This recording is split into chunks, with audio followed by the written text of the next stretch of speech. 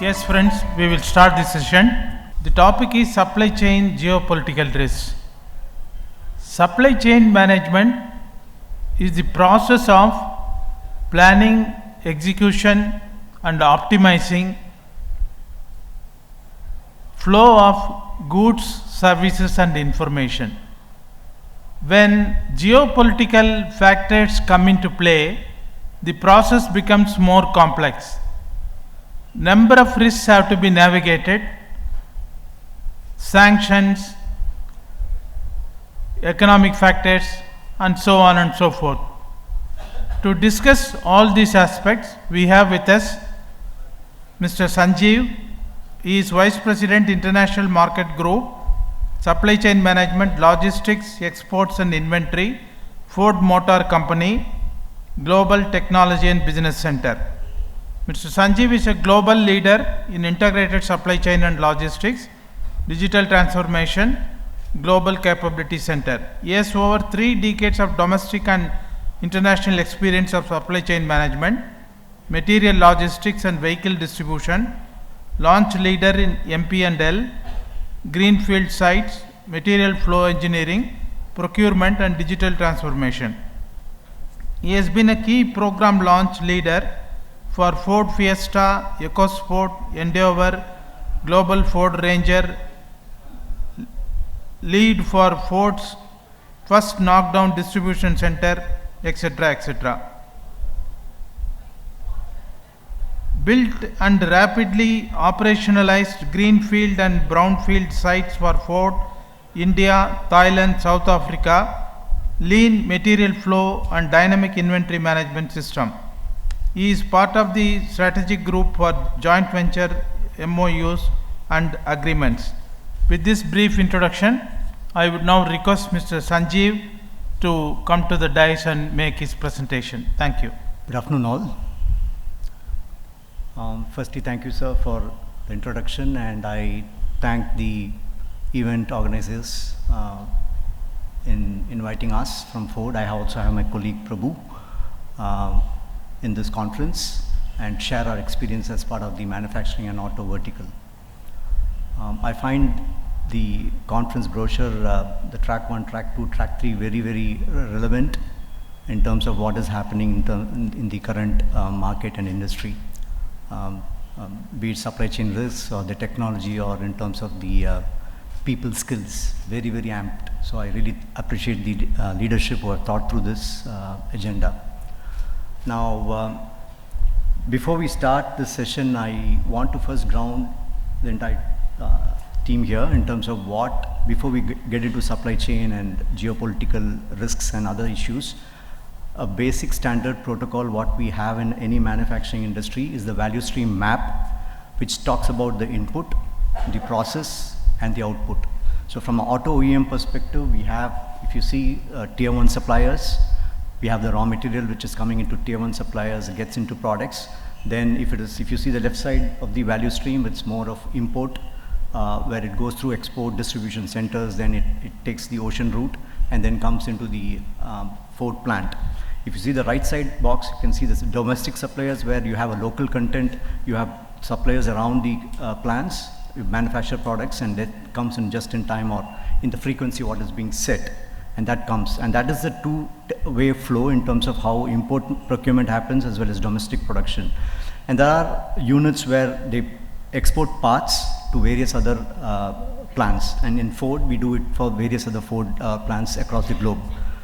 And the other aspect is the finished products, either it is finished cars or any other manufactured products which gets into dealership through export distribution centers or through dealership or through staging at vehicle yards and then moves into either exports, means it goes into ro-ro vessels and then into its final destination to the dealership. So this is in broad sense what the value stream is. So once you understand this entire end-to-end value chain, I will then take you through how the risk factors got through the system and how intense it is at this point of time. If you just rewind a decade back, say 2011, 2012, more than a decade back I would say, so we have big bang events once a while, right? You had a huge Thailand floods which happened and it disrupted the entire auto OEM sectors, be it domestic production or exports. We had a huge setback when there was a Japanese tsunami which happened. So most of the electronic industries were impacted, and then it had a ripple effect and repercussion in terms of the manufacturing production. So at those times, there were specific work streams which were involved to go and mitigate the issue, but nothing like post-COVID, you have China plus one or other multi-sourcing strategies, nothing like that. It is just how you go mitigate actions at that point of time and protect your production. So that was a scenario about a decade or so back. So it was very concentrated efforts in terms of how you manage those risks and manage those production and sales.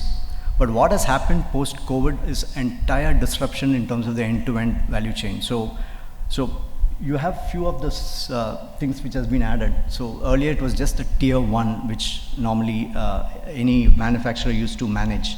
But what has happened is you have to peel the onion, right? When the issues start happening, no one was clear as to where the issues is erupting, whether there are Ford directed or there are many OEMs who do a directed sourcing. There are OEMs who, tier ones who actually source within their own horizon or within their own geofenced bandwidth or whatever you call it, or from exports or imports from other countries. So once you start having those issues, every day it was a kind of a, there's no visibility, I would say, in the entire system. The ecosystem had a system in terms of how there are systems which can predict things, or there are systems which can give you down the level in terms of end tier, in terms of what is the raw material and how is the entire BOM structured or where they are sourced. So each of the nodal points or procurement points or handoff points in the entire value system had issues. So this is one aspect on tier one. You had issues in the port. There are a lot of issues in the port, be it in the political dynamics or infrastructural issues. Weather has been playing a major portion in terms of how things are impacting. If you see seasonalities, there are many ports which now it is becoming more predictable that these ports are not going to be usable, say in the month of, say, December, Jan in North America, or in South Africa if you see it is May, June. So you see seasonalities which is round through, and the global supply chain, if you see, there is network of containers or road hauling movements which gets impacted. So there is no clear streamlined process flow in terms of how you would manage your materials. So that is something which is becoming more and more prevalent and impacting the entire manufacturing setup. Customs changes, and you would have heard on tariffs and other things, so I'll touch upon that very quickly, but that's another issue where it has been another bottleneck in terms of the entire end-to-end value chain. And same thing for vehicle distribution. So there are many, Australia is bringing more and more stringent measures in terms of biosecurity, in terms of when you send a vehicle, not one single seed should enter into the car or in its underbody or in its tire. So it goes through a multiple cleaning process before it actually lands or it is taken into the territory of Australia. So there's a cost element. It's just not about lead time or delay or unpredictability, but this is cost at every nodal point what we see. So you have inventories which has been held up, you have cost which has been spent to ensure that your goods are actually moving the way it has to be moved to meet all your demand signals and demand from the sales. So these are the ones which actually impacted the end-to-end. So as I told you, this is one a data trend which talks about how the top supply chain risk globally has been impacting various manufacturing countries in units. So since this data is from World Economic Forum and is one of the very key reference points which most of the logisticians take this. So if you see one common thing which has been prevalent in terms of the impact is the extreme weather. So the weather conditions have just not about the impact or seasonality, but what we have seen is, say the winter in North America or in US, it was November, December, January. Now that bandwidth has actually increased. Now November, December, January, February. Now it is until April you see issues which has been impacting supply chain. So same thing if you see in terms of socio-political issues. Now regime changes, the new policies which is coming, it might suit that country, but probably not in terms of their exports or imports. Tariff is one key thing what we saw in US, right? At least now till April 2nd, they have given some relief, but what you're seeing is everyone is in cautious mode. Now, either people are pulling inventory, which is again creating an artificial kind of log jam, I would say. Containers are piling up in some countries. Now, this is very similar to what we saw during COVID, where there was a lot of pull for semiconductors, a lot of pull for laptops and other electronic gadgets, right? So containers went to a couple of Western countries, it stood there, you didn't have drivers, you had various other lockdown things, all containers went there, so you didn't have containers for exports between, say, China or Far East into Europe, or Europe into Asia, or Asia into China. So this is creating a cycle, and this cycle normally persists for more than 1.5 years, and that is what, based on our experience, what we are seeing. And when this panic buying or pull of materials happens, we are clearly seeing that this dynamics is going to impact down the supply chain, just not big manufacturers, but tier 1s and tier 2s. And that's why I talked about the importance of how you get into the end tier 1, tier 2, tier 3, to understand really as to what kind of risks would auto OEM or a manufacturer would have. So coming back, this top 5, I talked about socio-political, right?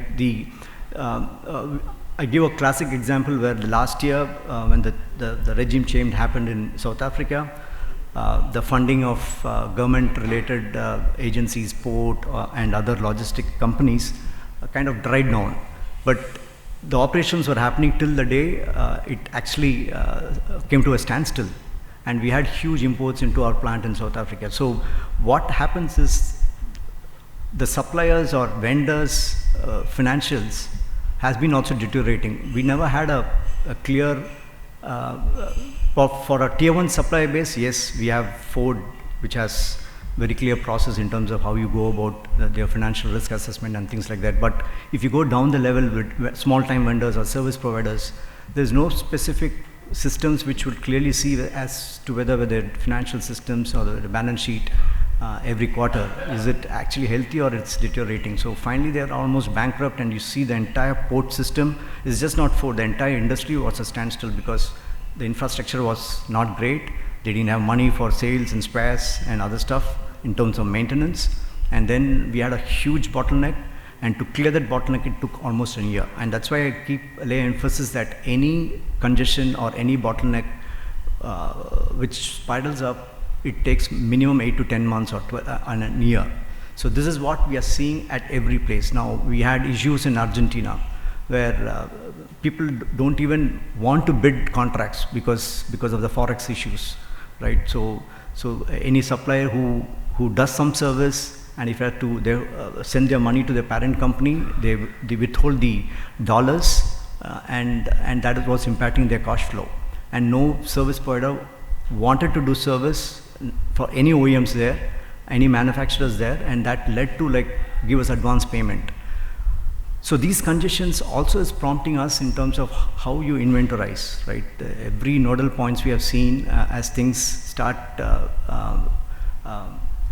increasing in terms of its congestion, you need to then start seeing inventory. Earlier inventory was a bad thing, but now it's become a necessity in terms of how you would want smartly to engage every nodal points in terms of your inventory.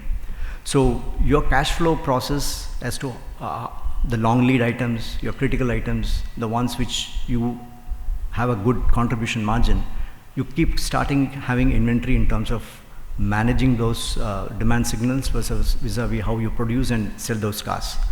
So cash flow impact, multimodal logistics, your premium freight, every aspect of the trade has started impacting because of these various factors, be it socio-political, your extreme weather. Now the new ones are the AI misinformation. At this point of time, at least on logistics, we have not seen issues, but on cyber attacks, yes, we have seen even with our global custom service providers, we have seen with a couple of our tier 1s, and that has become one of our key audit points in terms of when you start managing suppliers and their delivery performance. This has become one of our key points in terms of how you see their readiness in terms of all this possible audit cyber attacks. So this is these are the top 5 critical factors, but there are few others, but these are majorly 80-20 rule. If you take, these are the ones which have been impacting, and this is how we are evolving our systems, our controls, and in terms of how you manage the entire production flow to ensure to mitigate these risks. Again, this is just a 2024 glance this is just an overall global view in terms of how you have all the nodal points in terms of your ports, some of the airports. I would say 80% of the global trade happens through these specific ports. And if you see 2024, you had various strike issues, be it in the West Coast of North America or United States, strike, labor, weather issues. East Coast, almost same issues. If you see Europe, you had almost similar things. But again, with climatic conditions, you have a lot of coastal and barge movements happening. So one of the key coastal line is River Rhine, and again during summer the water level comes down, it impacts the logistics, then you have to either take the road transportation, which is a huge premium cost in Europe. So those climatic conditions, same thing in Panama Canal, the issues due to lower water levels has been creating a huge impact in terms of trade imbalance and the flow of the containers.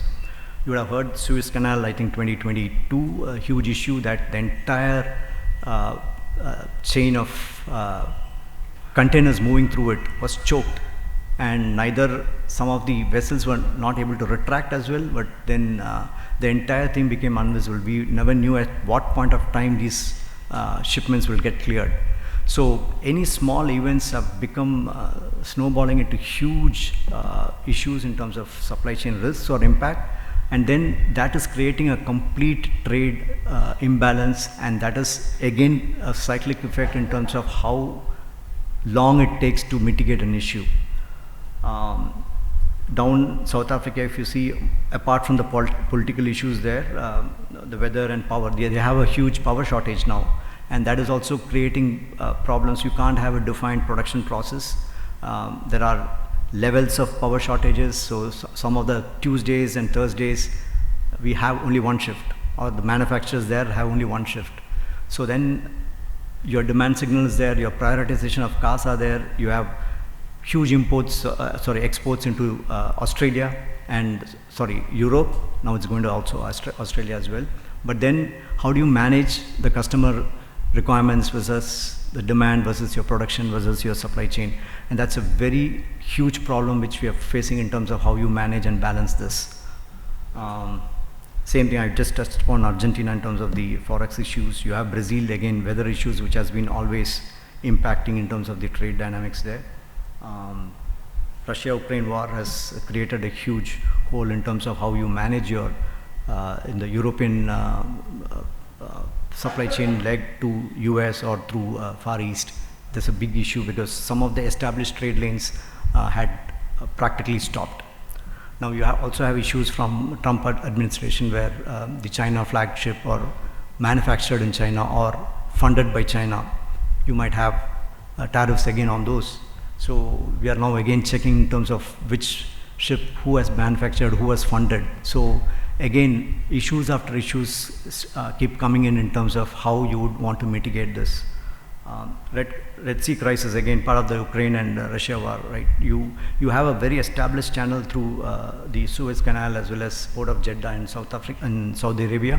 But now what has happened is you have to reroute those coming into South of Africa or into Brazil through Cape of Good Hope, and that is easily taking off 2 weeks, I would say, in terms of incremental transit times, and that is impacting our delivery of vehicles as well as our cash flow and inventory.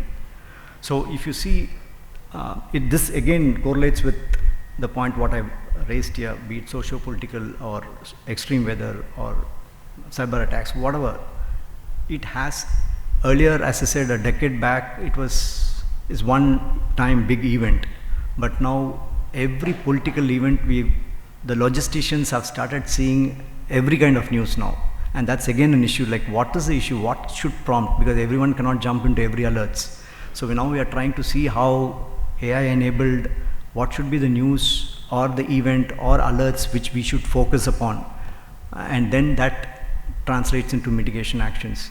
So any political or weather or it's directly having an impact in terms of our trade dynamics and in terms of how we manage our trade. So that's something which I want to emphasize in this forum. Again, this is a quick snapshot, as is mentioned.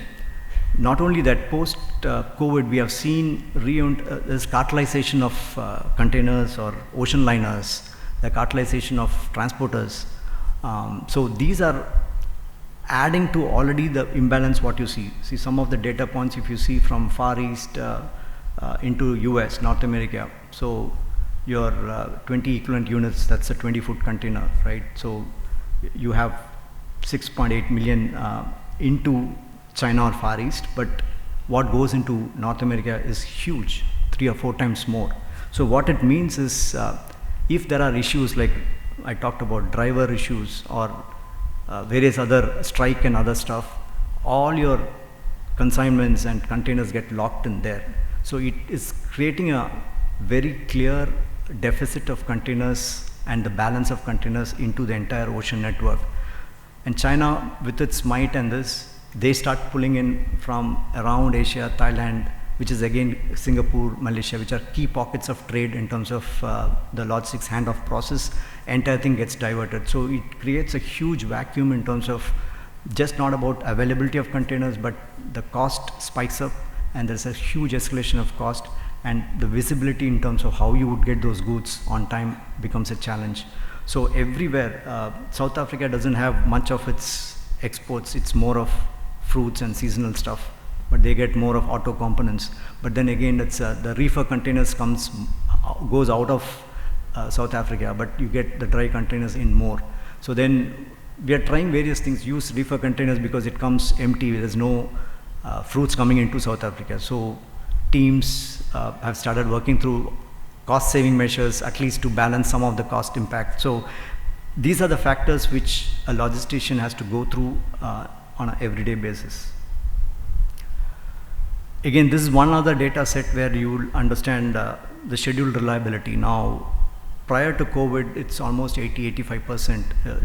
No issues. Your normal inventory, what you keep on a regular basis, suffices. Any of delays which is not majorly impacting the business.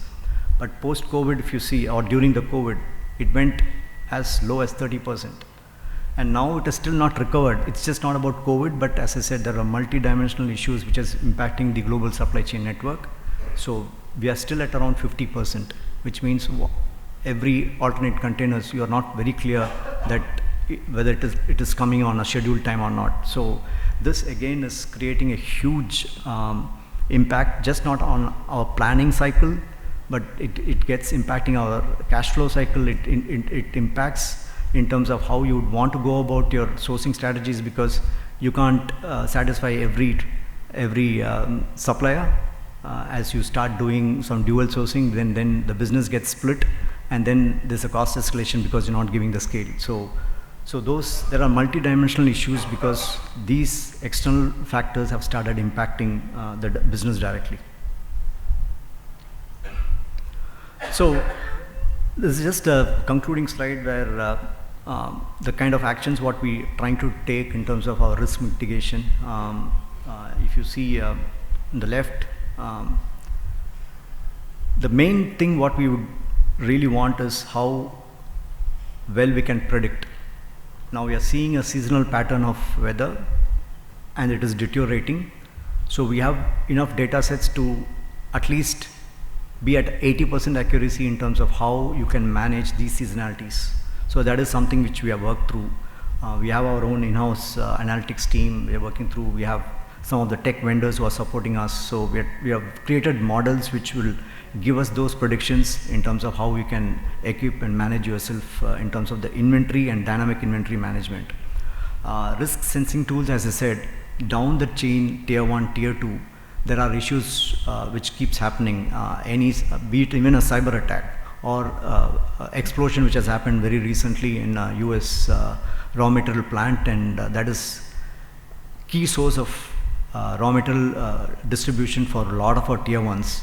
So then what happens is how many tier ones are impacted, how many tier twos are getting those parts. So now we are creating a data set which will go down at least until tier 3 to understand what is their bill of material structure, what is their sourcing pattern, and how does these flow into tier 1 and whether we have any impact. So this is the risk assessment tool which we are building. One good thing here is because of all these issues post-COVID, the ecosystem is also, a lot of startups have come to give us those specific services which really gives us that necessary tools to manage our business. So this is one, I'm not naming those vendors, but we have vendors who can give us ocean prediction, we have supplier tier 1 predictions, weather alerts, and things like that.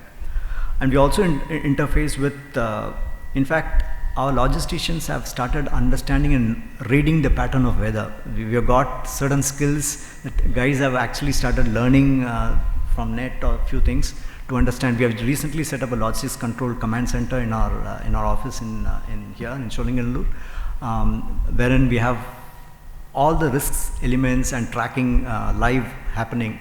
So they will be able to articulate the entire system as to the wind pattern, to how and where at what point of time it can possibly impact a region. So that's the skill sets we are trying to develop, some out of their own to really perform well, but at the same time our job description itself has changed. The prior logistics or supply chain person has XYZ into this, but now we have literally changed, adding more flavor in terms of how in the current context and what future things what we would need. So the job description when we do hiring has actually changed, and it's becoming difficult to get a T-fit candidate, but we're still trying to manage that. Why I'm saying is your track 3, I saw people's skills and this very apt, so I'm just trying to relate that.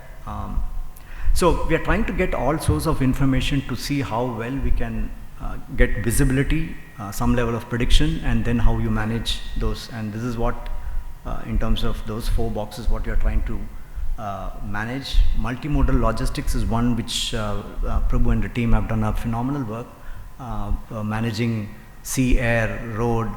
China, we have done a lot of land bridge actions. It goes through, one good thing is it is more connected to all the other Asian countries, so we managed COVID, a lot of land bridge actions.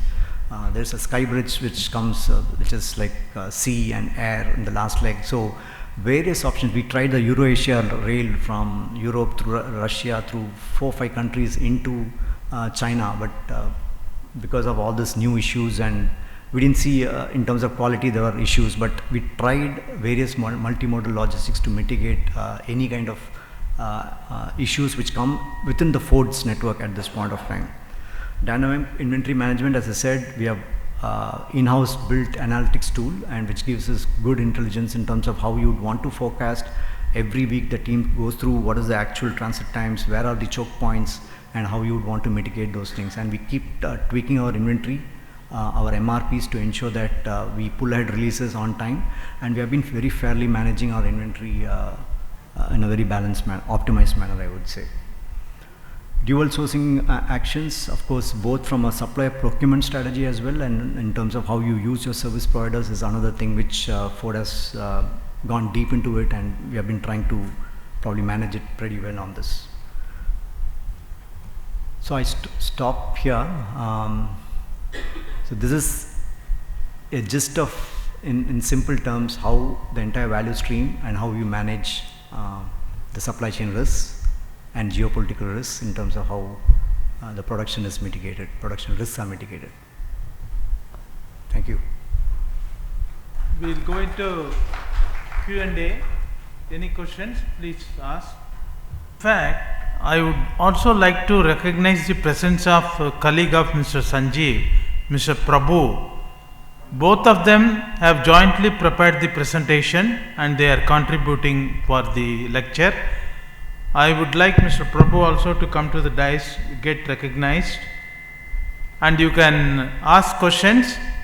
Either Sanjeev or Prabhu would like to address the question. A great presentation, lot of insights. So one thing in India, at least what is there is this sometimes the custom systems doesn't work. So these sort of things are in there. So the recent past also there were many shutdowns or many delays that's happening. So how do you try to put this, because this vessel sailing or most of these stuffs are all prefixed, and when you lose this, sometime it may be a delay of 6 months or so also for some countries which doesn't have a frequent sailing. So how does this get addressed as part of this risk? Good question. So there are two aspects. One is when you're exporting, say, from India, and if it is going to a customs issue, a network goes down, it doesn't work through for the next 24 hours, and you have a ship there, and what we have done is our system has inbuilt lead time, which offers that flexibility at least for 48 hours. So as I said, every nodal point from the time a local supplier brings into a warehouse, X lead time, from say Maraimal Nagar into Ennur port, the containers can only travel the night, right? Daytime they won't allow. Now the bypass is there. We still have an export plant, for your information, not the Ford manufacturing plant. And then the dwell time at the CFS or inside the port. So there are only 1 or 2 occasions I have seen in the last 20 years where we have probably missed, like we probably would not have missed any of the export shipments just because of these 48 hours thing. And Ford had a green channel as well, so we were able to influence, of course, on a clean basis in terms of managing this. I don't recall any of the times where we have missed a thing because we had those factor of safety in this.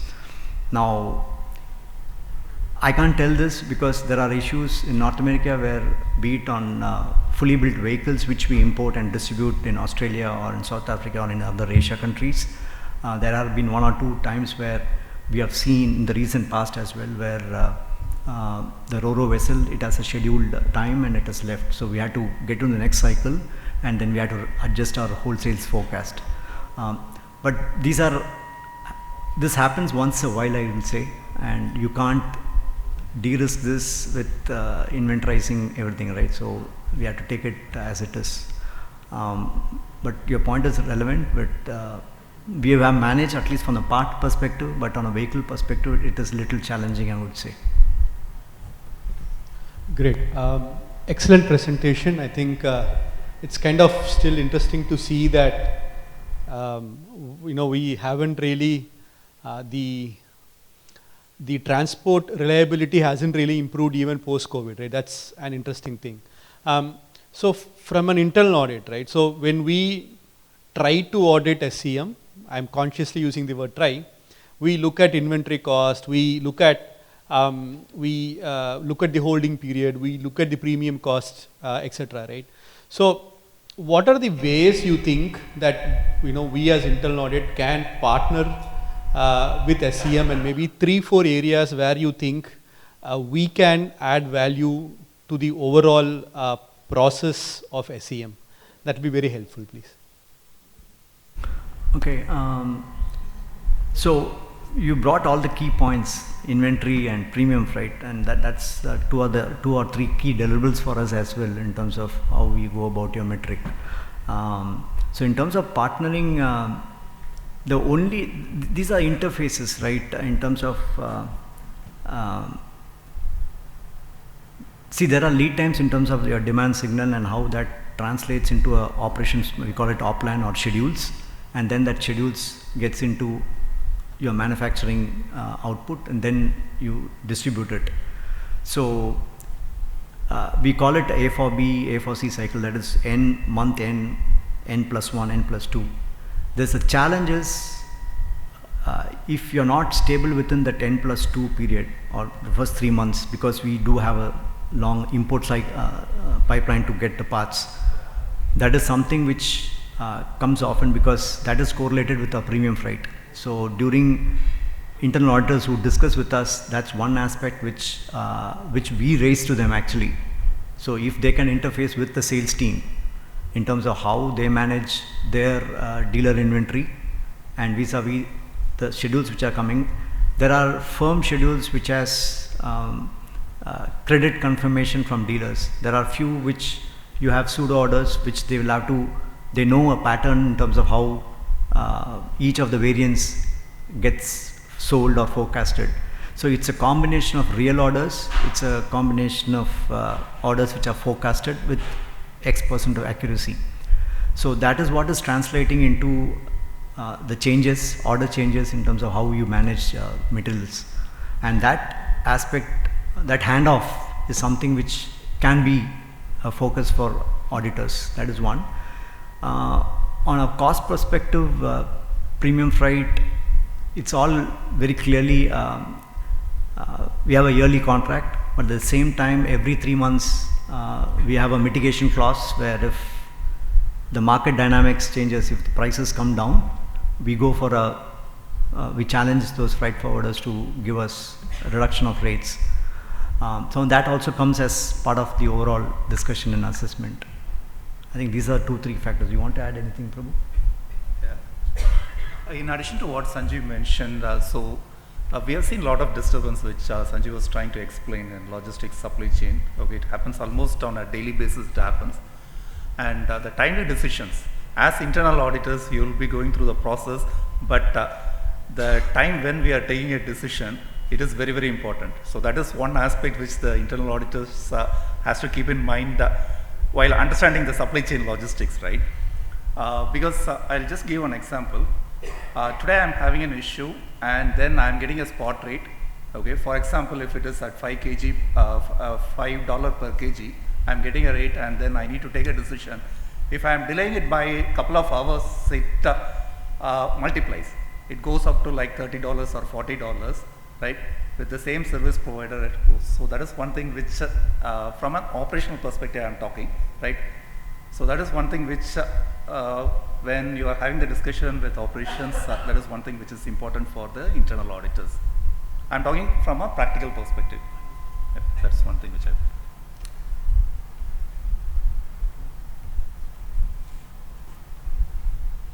Any more questions?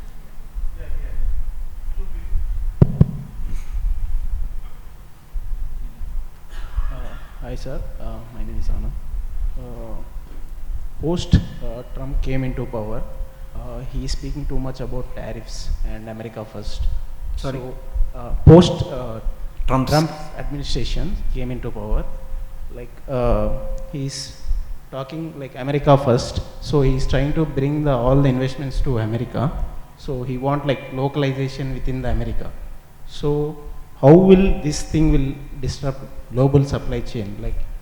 Like there was counter tariffs by China or other countries because of Trump is planning to tariffs. So how multinational companies are cautiously looking and what their actions plans for this localization concept, because currently the trade flow is wherever the cost is less, there it's manufacturing. How like Ford company is planning for these kind of things? Okay. Actually, this tariff-related discussions are happening at the highest level with Jim Farley, our CEO. So, not many things. It is not, as a strategy, not come to us. But to me, many are knee-jerk reaction as per me, because one you saw they extended, and I am not sure how much more extensions might come. But it's just not easy that you switch something and they can run their. America will shut down if they get into this mode. Now you see Europe is also now started retaliating in terms of this, right? So now everyone will start doing it. I don't think, my personal opinion, that this has to be really gauged, because you have already set supply chain outside US, and product development takes time. It's many are proprietary. It's like the tools are there. No one is going to give the tools back to any OEM in US, and you can't just like that make fixtures and tools and bring the right kind of press and other stuff to get this. It goes through a huge cycle, at least a year, to get a product thing. Okay, China might probably do it in 6 months, but so those dynamics are there, but there is going to be some repercussion, but the quantum of it, we need to wait post 2nd April, but I think it might slow down, but they might still keep kind of blowing it through their press and other stuff. So I wouldn't know much on this, but to me, it's just not as easy as what is coming outside. Hi. Thank you for that. It was very insightful. What I wanted to check was what role does sustainability play in the supply chain risk management, especially with so many geopolitical stuff happening where you have to kind of rethink your decisions, strategies, etc. So how does that play a role? Your question, it's on sustainability. Yeah, how does it factor into your risk management, supply chain risk management? No, so again, different countries have different protocols. If you take Ford by 2035, carbon neutral. So each one have their own thing, but if you see Europe, it has its own carbon credit and there are necessities for them to drive sustainability. So our global office caters to many things. We don't drive the European thing, but they have their own set.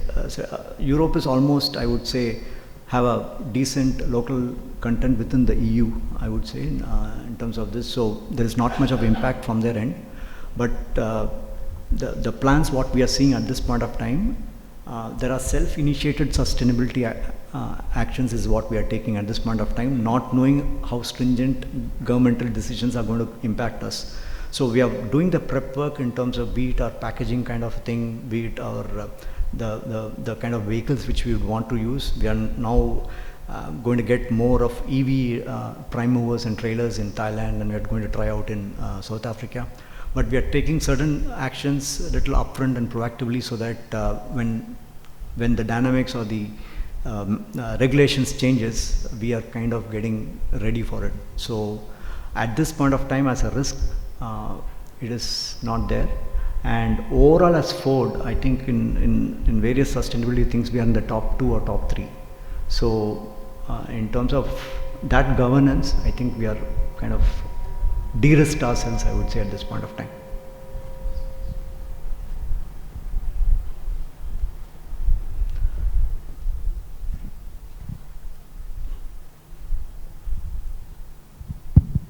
Post-COVID, there was a huge shortage in container, which had disrupted the supply chain management completely. What was the root cause of that? Was it a sabotage or something else? So as I said, right, the trade of semiconductor, laptops, electronic components spiked up, and work from home was there, and China had enough of its electronic components, of course semiconductor inventories as well, and they were able to push as much possible to US and other Western countries.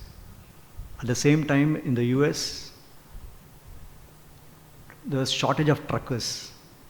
So whatever containers went there, it got stuck because they didn't have the manpower, and there was lockdown and this, so there was no movement of people. But in general, to meet the spike demand, right, they didn't have manpower. And what happened, all containers got stuck.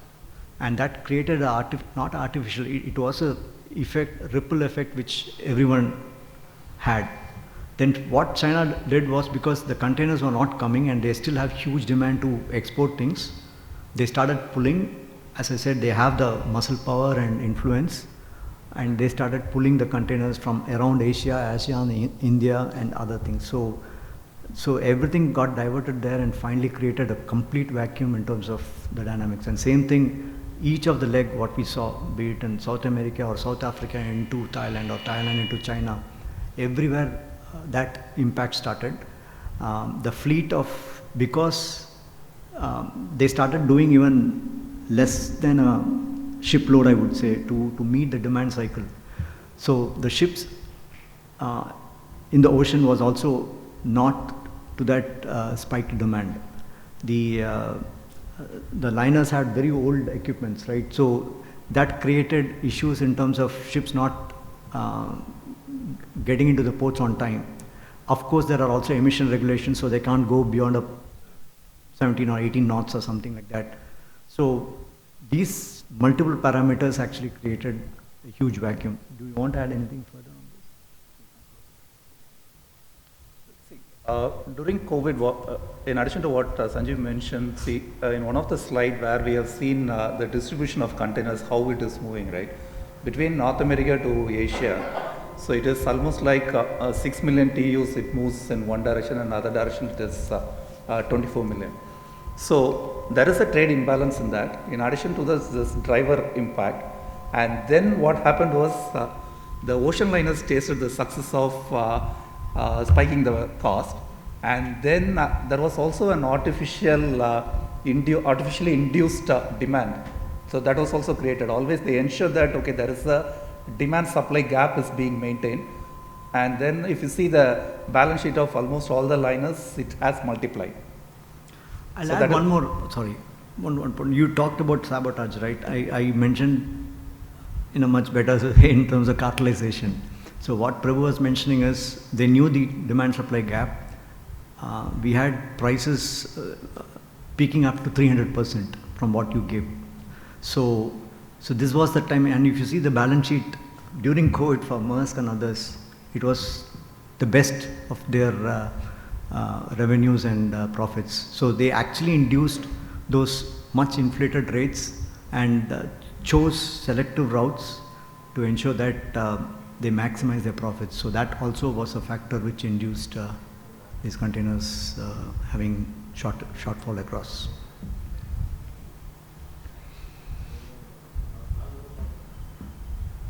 So, sir, this is.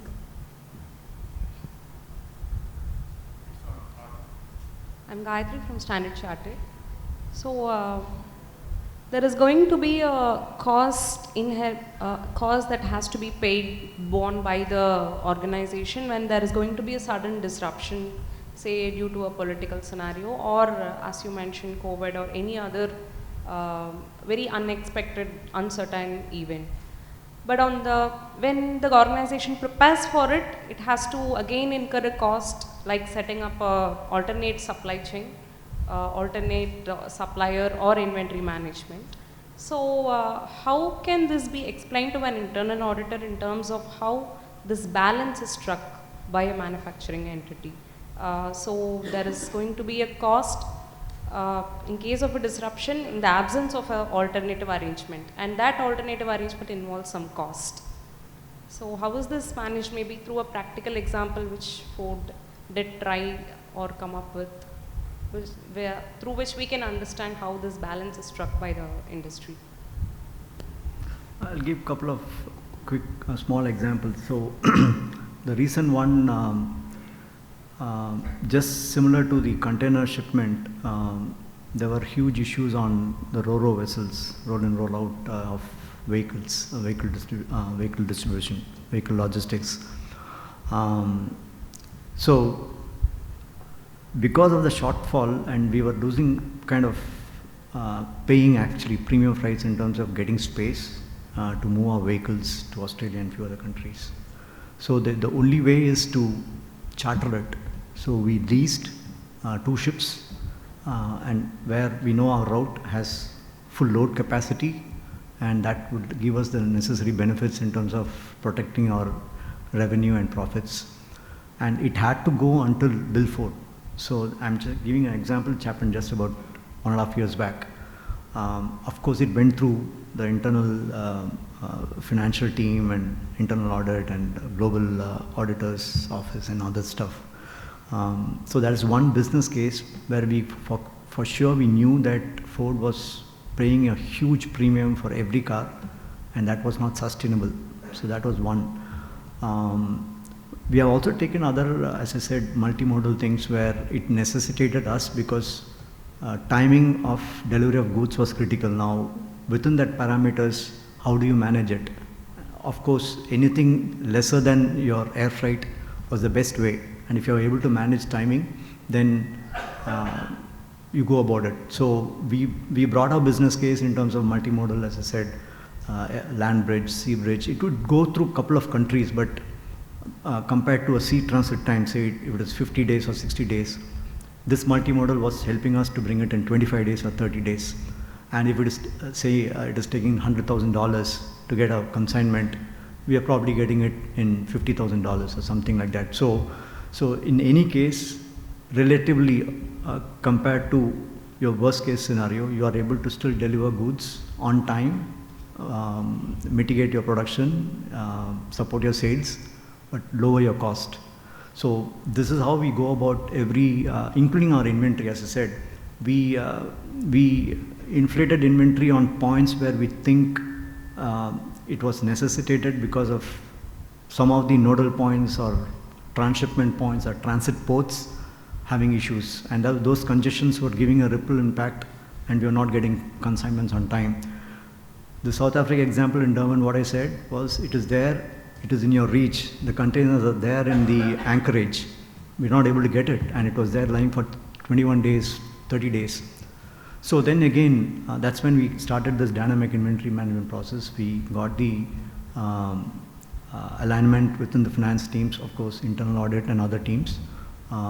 We did have some space issues, we sorted out the space issues, and that's how we go about our business process to ensure that the risks are all mitigated. There could be a cost here and there, but I think that's nothing compared to your revenue loss and other factors.